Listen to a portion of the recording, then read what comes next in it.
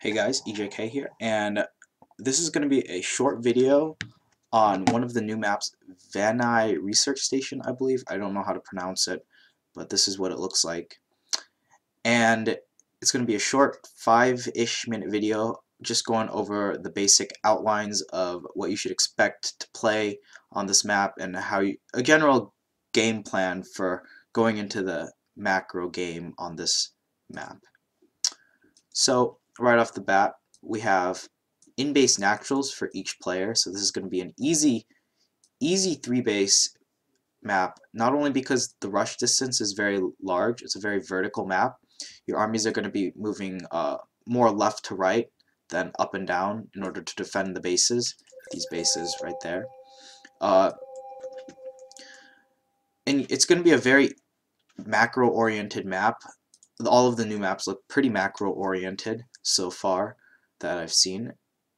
Your main, your natural, your third base, main, natural, third base. Those are good. Your third base is going to be relatively easy to expand to, regardless of how big the distance this area is.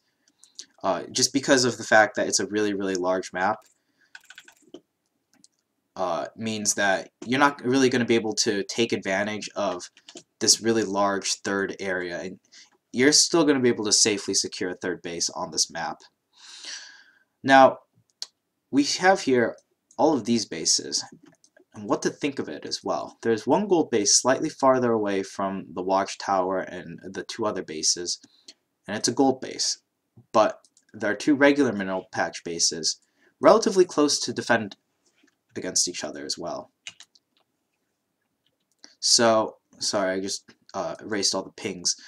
So, having 3 bases here, once you're on the 3 base stage, it looks like this is going to be, this or that are going to be the 4th bases to take, and the gold base is really going to be used as a 5th base, a possible 5th base or a possible 6th base. So if you were going to take it as a 5th base, you'd have those 3 expansions right there, and then you take this base as your 4th base, slightly farther up. It's also closer to the watchtower as well. So controlling the watchtower means that you'll be able to control this base a lot more easily, because it goes over this whole entire area that you need to pass to get to each of the gold bases. So if you have this base, you can kind of leapfrog towards this base. Like if you take this as your 4th base and your opponent takes this as a 5th base, you'll have the superior positioning to take the watchtower and then take the gold base as your 5th base and do some sort of late game 5 base timing attack. And all of these maps, I like how they have multiple gold bases for each player, so you can potentially go up to like 3 gold bases if you think of a very crazy strategy to do. The other maps, like instead of just being combined, or not combined, constrained to 1 player or 1 gold base per player, we have this gold base in the middle that is probably going to become very important in the later stages of the game if this map gets split up in half. So, going over basic expansion patterns, I've done that. The other little thing to look at, I guess, is your natural is going to have a little bit of a wide area. Nothing that can't be stopped with good turret placement.